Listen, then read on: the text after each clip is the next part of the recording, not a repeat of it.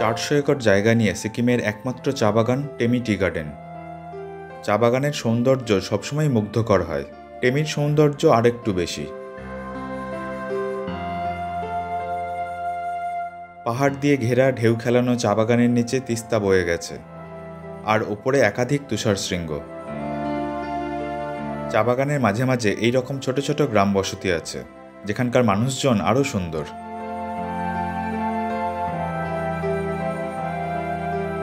দার্জিলিং কালিম্পংয়ের সমস্ত চা বাগান ব্যক্তি মালিকানা অথবা কোনো কোম্পানির অধীনে আছে, কিন্তু এখানকার চা বাগান পুরোপুরি সিকিম সরকারের।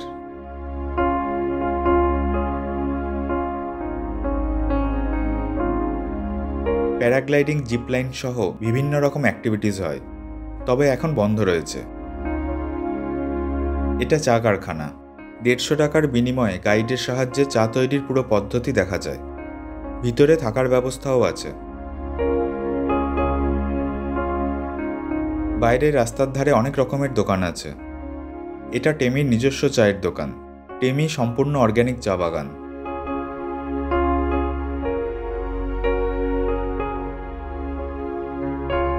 অন্যান্য দোকানগুলোয় অনেক রকম খাবার, আচার আর চা বিক্রি হচ্ছে।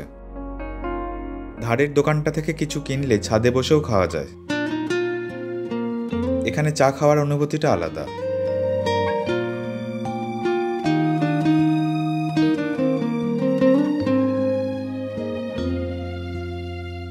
চা বাগানের ভিতরে যাওয়ার জন্য 30 টাকা টিকিট।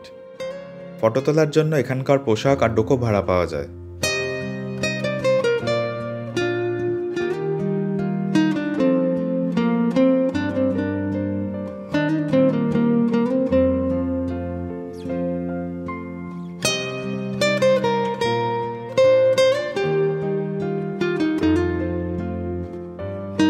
টেমির রাস্তা খুব ভালো আর সুন্দর। দুধারে পাইন গাছের মধ্যে দিয়ে রাস্তা, চা বাগান, বিভিন্ন পাহাড় আর তিস্তাকে নিয়ে পথ চলা।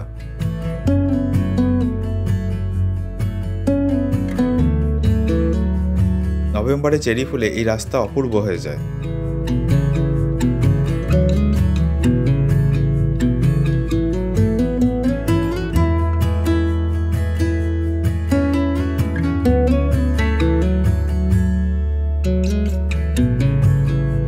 ওপরের একটা ক্যাফেতে এলাম। স্বাভাবিকভাবেই ক্যাফে থেকে ভিউ খুব ভালো, তবে এবারে খাবার একদমই ভালো লাগলো না। এখানেও চা বাগানে যাওয়ার ব্যবস্থা আছে, নিচের মতোই টিকিট কাটতে হয়।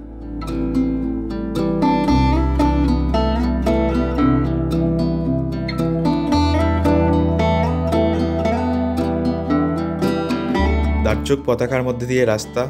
এখানকার সৌন্দর্য যেন আরও একটু বেশি।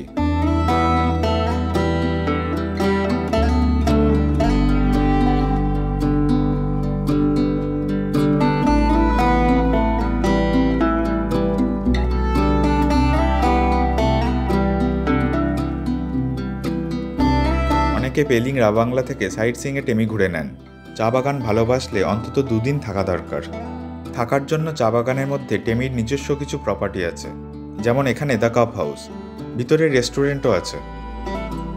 একটু নিচে চেরি রিসর্ট। চেরি রিসর্ট সব থেকে জনপ্রিয়।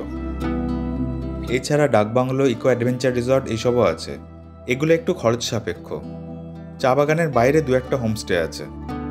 আমি ছিলাম ফ্যাক্টরি থেকে 8 কিলোমিটার দূরে এই হোটেলে। গাড়িতে 10-12 মিনিটের মতো সময় লাগে।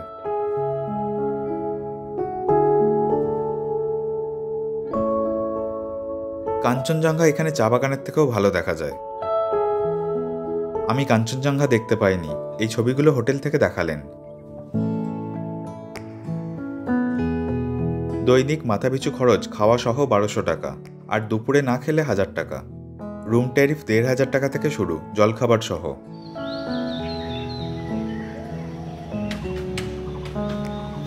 বারান্দা থেকে খুব ভালো ভিউ পাওয়া যায়। কাঞ্চনজঙ্ঘা, তিস্তা ছাড়াও চা বাগান, ধানের জমি আর গ্রামের দৃশ্য উপভোগ করা যায়।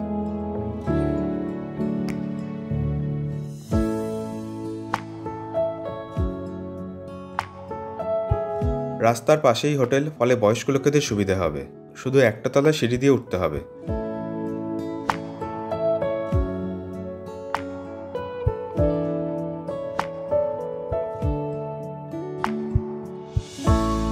চা বাগান থেকে চললাম নামচির দিকে। নামচির রোপওয়ে বন্ধ হয়ে গেছে আর 4 ধাম আগেই ঘোরা।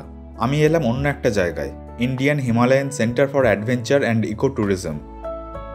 এখানে mountaineering, paragliding, skiing, mountain biking ইত্যাদি শেখানো হয়। পর্যটকদের জন্য 20 টাকা টিকিট। ভিতরে হোস্টেল, ট্রেনিং সেন্টার সবকিছুই আছে।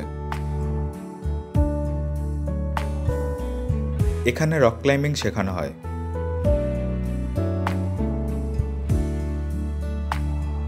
এক প্রান্তে হেলিপ্যাড গ্রাউন্ডও আছে। খুব মনোরম জায়গা। আমি নিজের জন্যও কথা বললাম। लिटिल आपको इक्विपमेंट यूज़ करना वहीं पे ग्लेशियर में, वहीं पे सब कुछ होता है। अच्छा, बूट कैसे चलाना है, HMI है ना दार्जिलिंग का, वो और ये एक ही।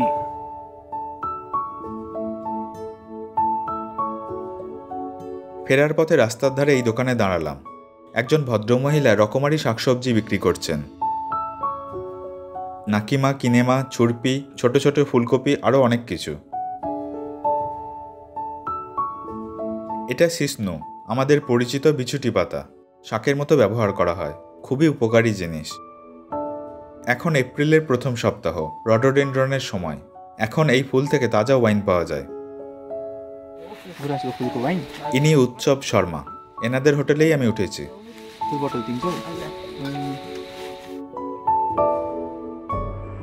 আগে থেকেই ভেবে রেখেছিলাম বিকেলে চা বাগানের গ্রামগুলো ঘুরব। চা বাগানের মাঝে মাঝে খুবই ছোট ছোট বসতি। এরা বাগানের কাজ সেরে এখন বাড়ি ফিরছেন।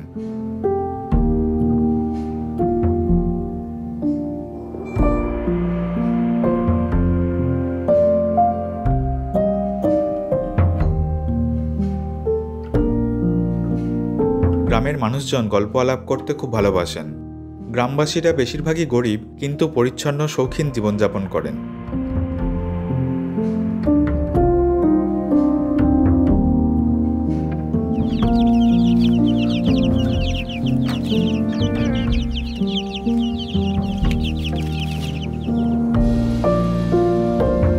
এখানে রাস্তা ফুলে সাজিয়ে রেখেছেন কেউ।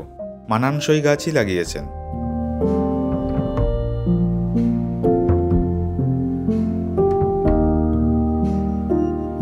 আমরা দেখছিলাম তখন একজন ভদ্রমহিলা বেরিয়ে এলেন। এনার ফুলের শখ ঘর ছাড়িয়ে গ্রামের মধ্যেও চলে এসেছে। আমাদের বাড়ির ভিতরে ডাকলেন। অল্প জায়গায় ছোট্ট একটা বাড়ি।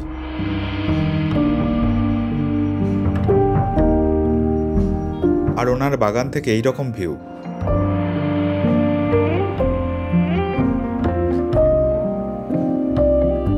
উৎসবজির মামাকে কয়েকটা গাছের চারা দিলেন।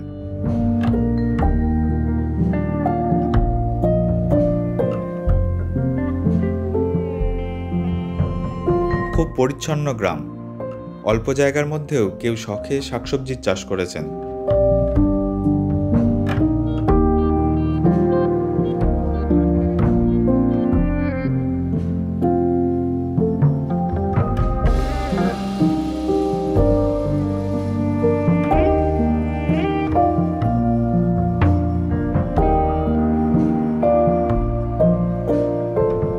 চা বাগান বর্ষাকাল আর শরৎকালে বেশি সুন্দর হয়। আর কাঞ্চনজঙ্ঘার ভালো সময় হলো অক্টোবর থেকে এপ্রিল পর্যন্ত।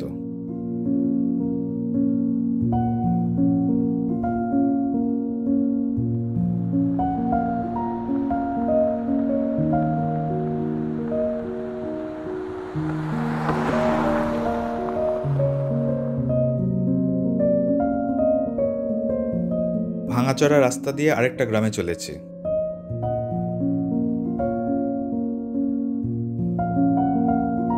টেমি থেকে কাছাকাছির মধ্যে আছে রাবাংলা, বারফুং, বোরং, নামচি, চালামথাং, মঙ্গন, পেলিং, ছায়াতাল, রিংচেনপং ও আরও অনেক সুন্দর সুন্দর পর্যটন কেন্দ্র।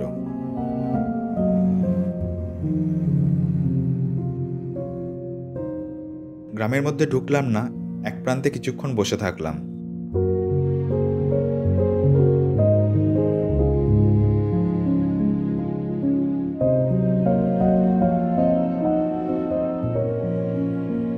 এখান থেকে জিপ লাইন চলে।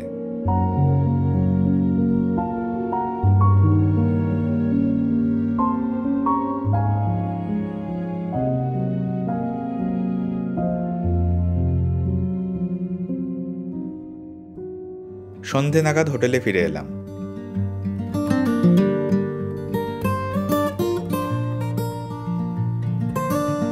হোটেলের নিজস্ব বার কাম রেস্টুরেন্ট আছে। রডোডেনড্রনের ওয়াইনও দেখলাম।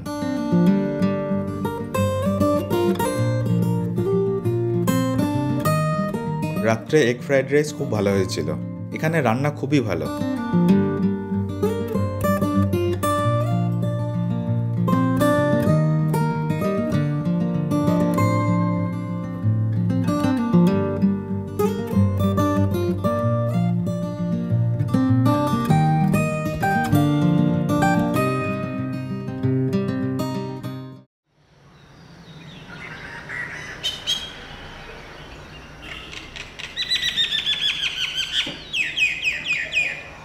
সকালে বারান্দা থেকে অনেক পাখি দেখা যায়।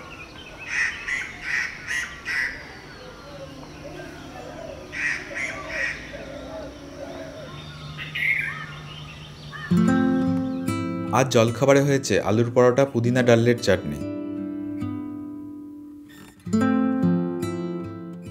কাল হয়েছিল বাঁধাকপির পরোটা, খুব ভালো খেতে হয়েছিল। এখানে এলে বাঁধাকপির পরোটা অবশ্যই খেয়ে দেখবেন। টেমি থেকে আমি যাই দার্জিলিং।